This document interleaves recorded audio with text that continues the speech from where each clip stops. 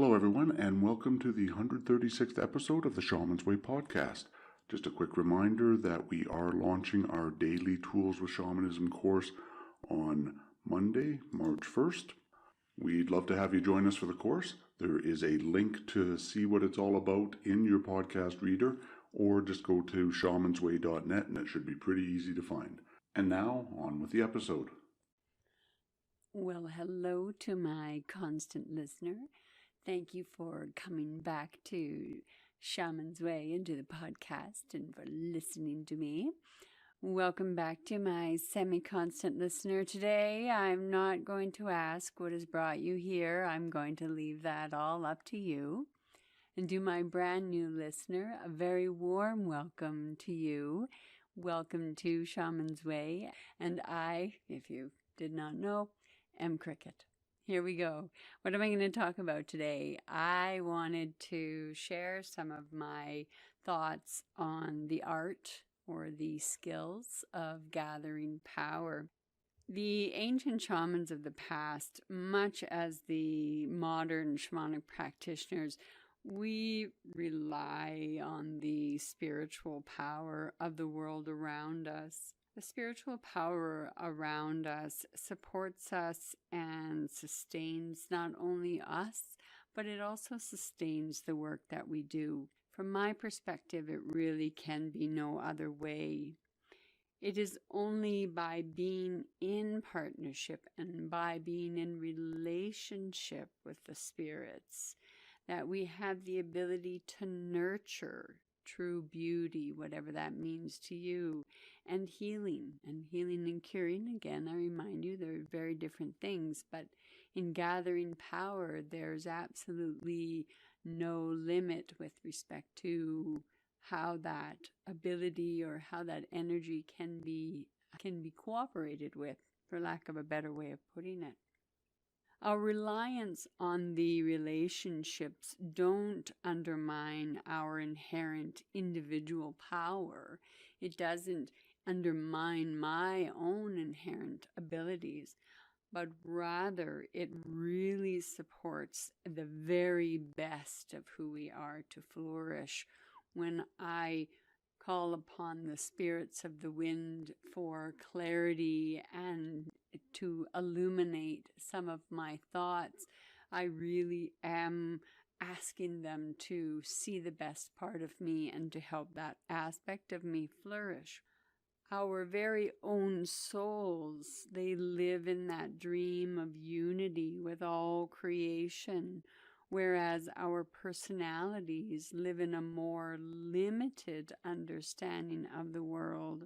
Our souls dream that we can have a bond and be in relationship and experience that interconnectedness of all things. Sometimes as human beings, we don't always wish to plug into everything that's around us. We have our own limitations, our own neuroses, but this is about how do we engage power? How do we choose to bring power into our life? So with that unity and that limited understanding, we're asking the spirits to help us with that understanding. Our minds, we used to align the intention with the soul's reality.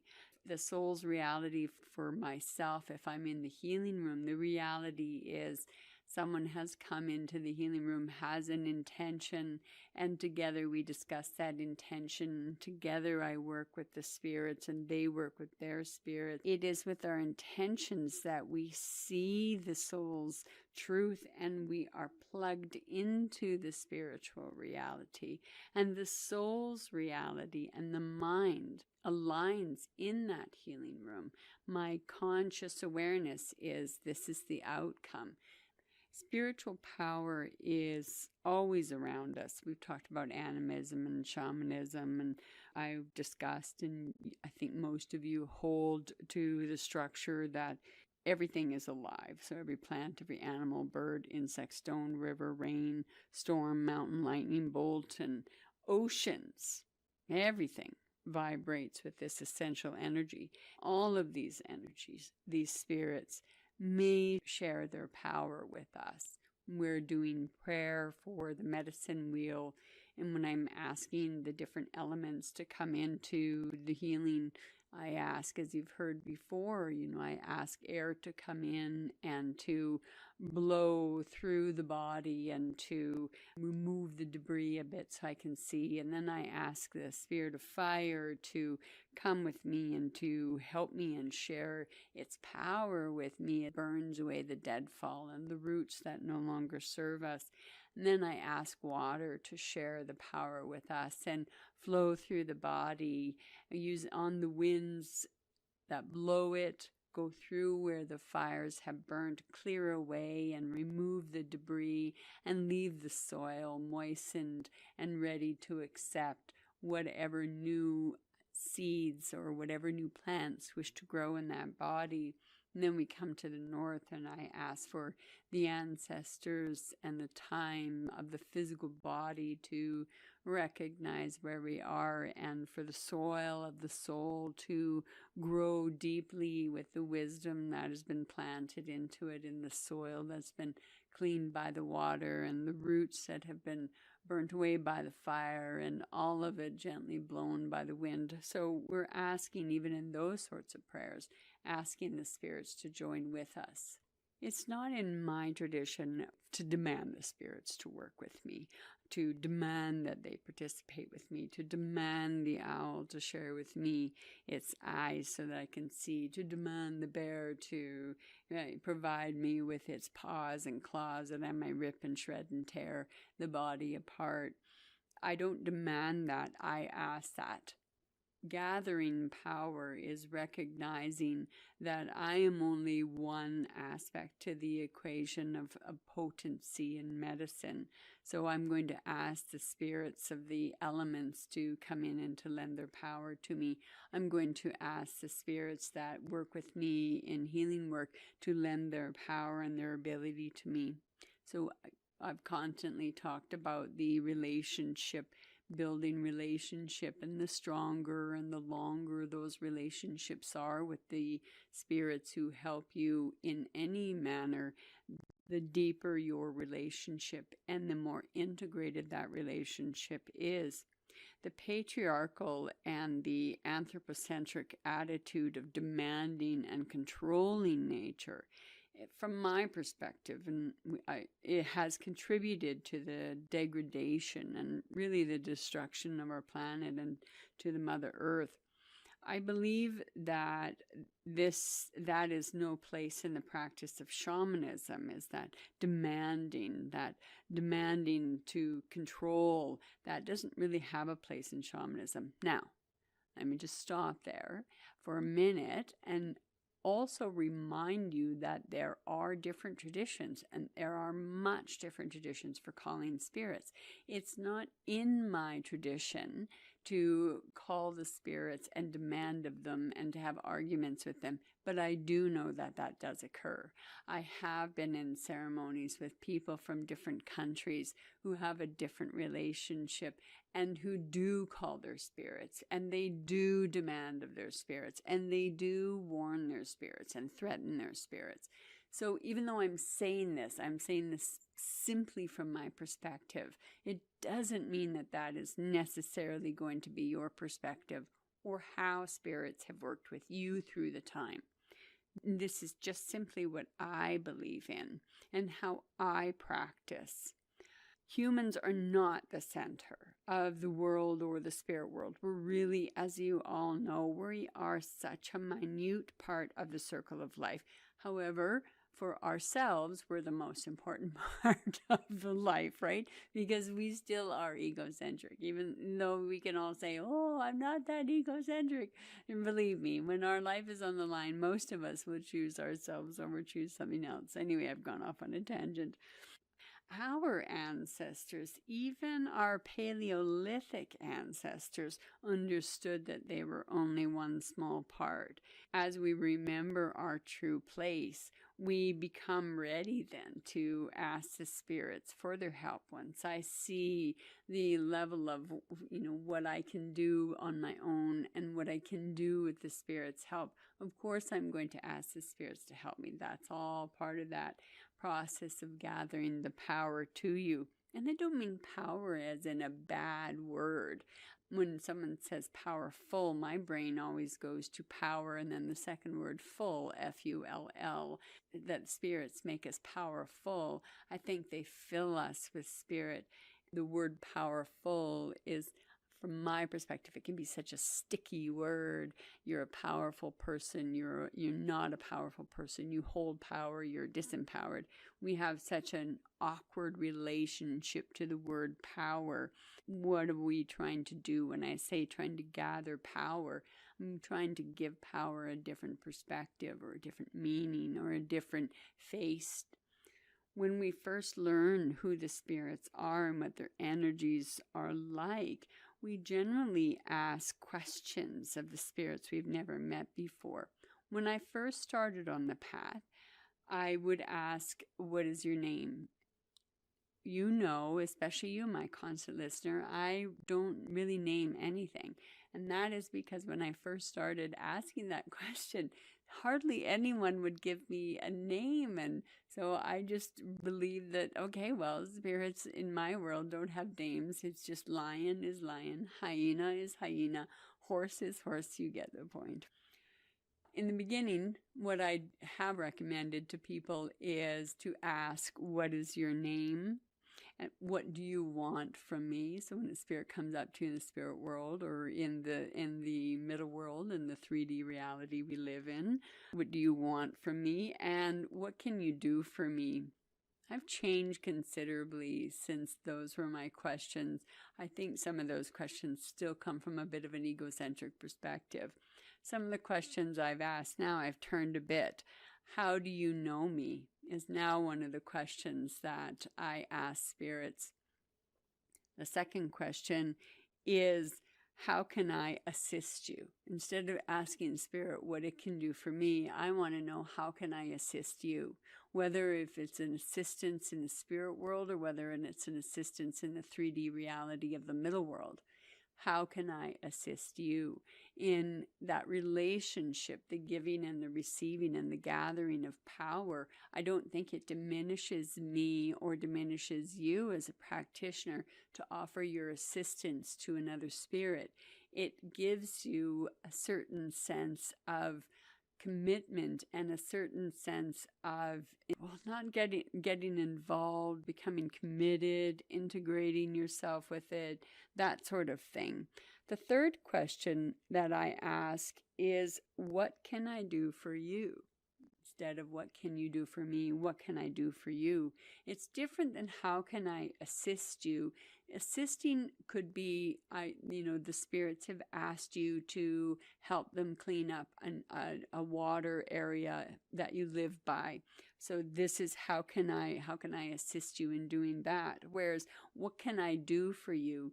This is how can I leave offerings? What can I do to bring more energy to you? What can I do to make you be a part of the life that I live? Oftentimes, many of the spirits that I encounter haven't been spoken to for a while or don't have a relationship so much with humans because we have, over time slowly walked away from the natural world, and through our culture and our society, we have given away our sovereignty for spirit and with spirit, our sovereign relationship with spirit, to priests, to priestesses, to goddess, to all sorts of different human beings and spirits alike. When I ask, what can I do for you? How can I, as a humble, simple human being, how can I do something to assist you? It's essential to remember that many spirits have immense power. The elements, like I'd mentioned before, they're very good examples. So the winds, the rain, the lightning, fire, the moving earth, the earthquakes, the elemental forces are really well beyond any control. We've come 10 years past the Japanese earthquake, tsunami. And in that journey, when I simply asked, when I said, how did you not know that this number of people were going to die? what the spirit said to me, what Gaia said to me, was I was simply stretching my leg. There's this difference. The elementals have their own power. They have more forces beyond any our control. We're routinely reminded of their awesome power each time there's a great storm, whether we're going through a drought. We've had incredible fires in North America, and I know in Australia, to my friends in the southern hemisphere, there's been great fires all over the world. We've all experienced droughts. The Himalayas just in this past week have had another landslide due to a piece of the glacier falling off place in the Himalayas that's very prone to landslides. However, we're seeing the shifting of all of the ice caps and the ice fields.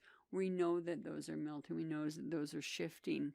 I wonder, how are the power balances shifting in the world? I'm asking this as an aside from this particular podcast. We have had more intensity in our storms, more intensity in our weather.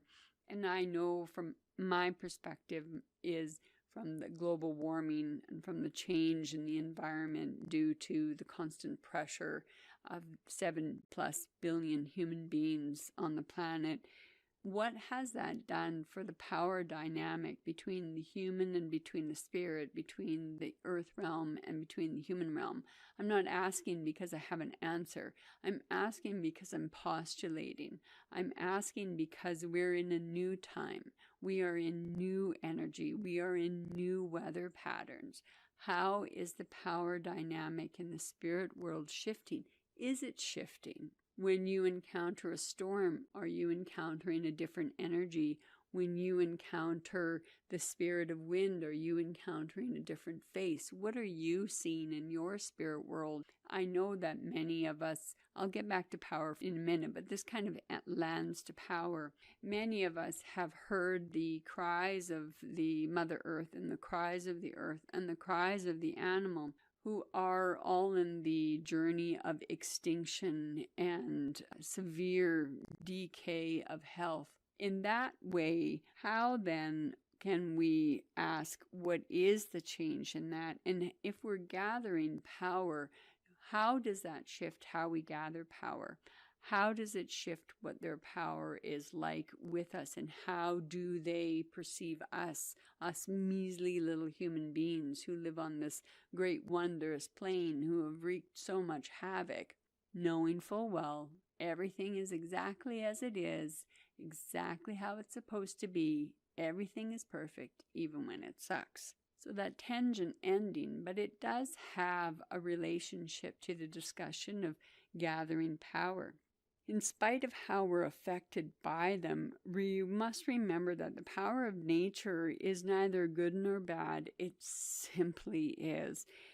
It does fall upon our shoulders to humbly remember that we share our world with beings far greater than ourselves, and to learn to live with these forces. Once we've been properly introduced to a new spirit, or a new spirit has properly introduced itself to us, we begin the work of relationship.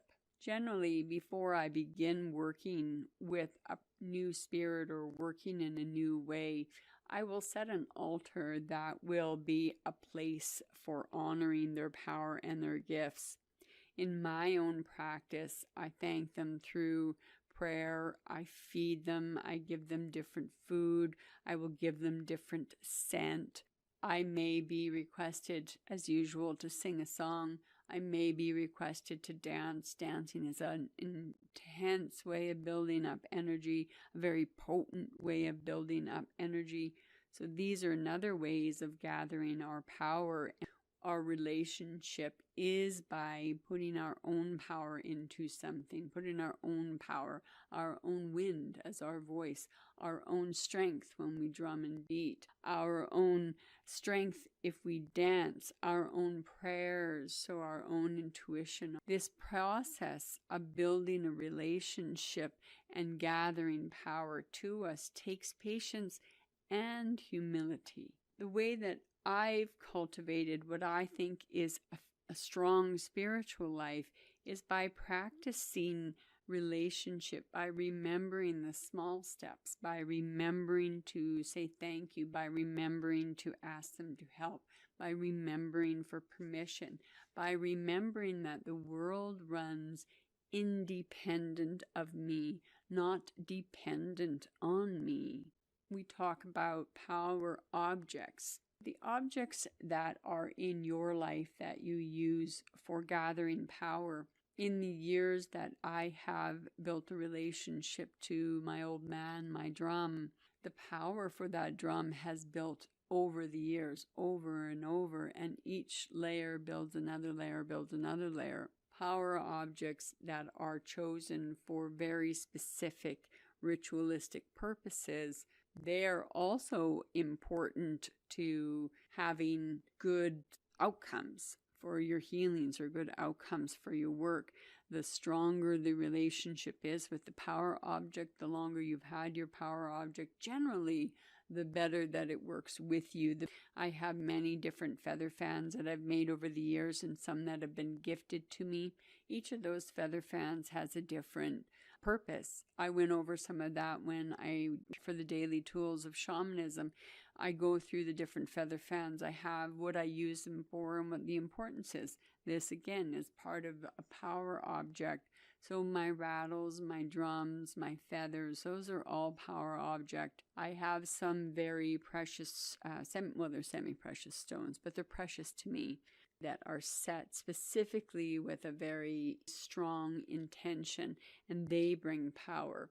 The stones, the river stones that I have used to build medicine wheel after medicine wheel after medicine wheel altar, they're a power object for me, and they bring power when they come into the altar. Whether we are reaching beyond ourselves to the spirits of the elements, whether we're reaching into our tickle trunk, bringing out sacred objects, bringing out different things that are power objects for us, we all have that ability to gather power to us. Power is also generated through long-term relationships, as I explained with the old man drum, who will be 25. Holy moly, be 25 on March 19th. I've had that drum 25 years. Our relationship is long and has shifted. There's quite a bit of power in that. The different objects that I use for my healing, they also are power objects. And what do you have around you? I ask you this. And have you met all of the pieces of power phrenalia that you have? Do you know what the name of your smudge fan is? Do you know if your drum has a name? Do you know if your spirit can have names? These are all parts of building friendships. I know you thought I was going to say relationships because I've only said it 10 million times in all of my podcasts. So I won't say relationships again today, but I'll try and say relationships probably next time. So I'm going to try and get away from that word for the rest of the podcast. Building power, building the ability to access that, building the bridge to access that, I think also comes from constant use, the path that you take to your best friend's house. You know that path much better now than you knew when the very first time you went to the house. It's a similar sort of relationship. If you're a medium, you know darn well that the more that you practice your gift of mediumship, the more you will understand the messages, the signs, the pictures, the symbols than you did when you started practicing maybe 10 years ago. Those of you who've been working with the medicine wheel for a long time, you understand the power of the medicine wheel because you've worked with the power of the wheel. The ability of the wheel to stop time, to stand in time. I wouldn't have known of that power, or the ability to build a medicine wheel specifically to stop time if I hadn't been working with those stones and working with the concept of the medicine wheel for as long as I had. And if I hadn't had a trust built with the medicine wheel and all of the accompanying power phrenalia that I use along with it, whether that be drums, whether that be rattles, whether that be stones, whatever your object of strength is, The gathering of power is also a way of accessing your own internal empowerment.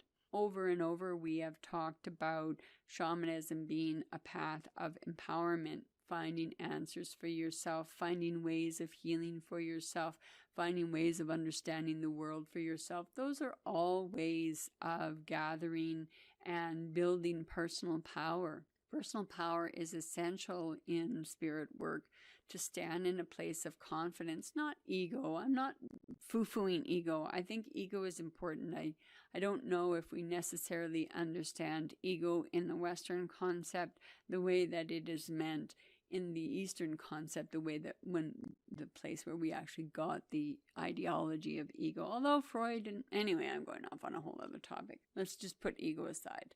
Calling upon the spirits, calling upon the objects that you use for healing work is going to build the confidence that you have. So you know when you use your drum over top of the solar plexus will have a different effect to the human laying on your table than if you use it on the feet. And you can say, well, yeah, because they can feel and hear the vibration closer when it's to their body than on their feet. But there's a whole other relationship between the bones and the muscle and the sinew and the vibration of the drum. So the drum is going to have a different effect on the lower part of the body than the upper part of the body. But if I hadn't worked and understood the subtlety of the power of the drum, I wouldn't have understood how it can subtly and practically affect the energy centers around the body on different parts of the body. I wouldn't understand if I hadn't used rattles for X number of years. I wouldn't have understood that in my healing practice, they're very good for helping me to break what I call the exoskeleton, or the hardened aura that holds everything in, that will not allow even the negativity or the things that are trapped on your body to be released. The rattle eventually told me the story of how it helps in extraction. Click stones, I use click stones in my healing work as well. Those have been objects that have slowly revealed themselves as something to gain power with or to use and bring power to me of the first people. So the stones, when I'm working with them to give me information and to speak to me, I rub them between my palms and I call them my clicking stones, and I use them in different ways. However, recognizing their power wasn't an immediate thing. It was through time and through practice that I recognized that these are power objects for me. Flat stones are power objects for me because they can be that barrier between the ground that you don't want to set your sacred objects on if that's a part of the ceremony, right? Sometimes I don't want my objects to be touching a surface, so I will use stones, flat, heavy stones, to put my candles on, to put my smudge on, to put different things on, because they act as a good barrier between that place and the place where I'm setting my sacred objects. Really, in all honesty, the gathering of the power can talk about lots of different things. We gather mental power, we gather emotional power, spiritual power, physical power, ancestral power. We can gather and pull that to us in lots of different ways. We can pull that to us in different ways of responding, in different ways of interacting, different ways of recognizing how tools have multiple purposes or may have more than one purpose. How do we recognize that? We recognize that by working with the objects that are in our home, in our baskets, in our healing pouches, whatever we use. You don't really need any accumulates, any objects to be a potent person or to gather power to you. Power can be done simply through prayer, by inviting, by using voice, to ask the elements to give you and lend you part of their power, to be able to propel your wish, your magic, your dream, your healing into another direction, into another place, into another dimension, so to speak. Sometimes even the smallest things in my healing room can have the biggest effect. Some of the smallest stones in my healing room bring back some of the biggest changes for people. And those are the stones that I use for soul retrievals. Those stones have their own power, and I'm not able to use that stone again until it has been cleared under the moon, because there's still residual power of the journey. There's still the residual energy of the journey and the residual energy of a soul piece that I brought back. So when I put it outside under whichever moon it calls for, the agreement that I have with the stones is that under the moon, they open up their fields and the energy is dispersed, and whichever moon is cleaning those objects determines where the energy goes for those particular power objects. How we work, stand in integrity. When we work, stand in integrity. Have patience, have humility, have grace. Do things with honor. Accept what it is. Surrender. You've heard that like a quadrillion times, I'm sure.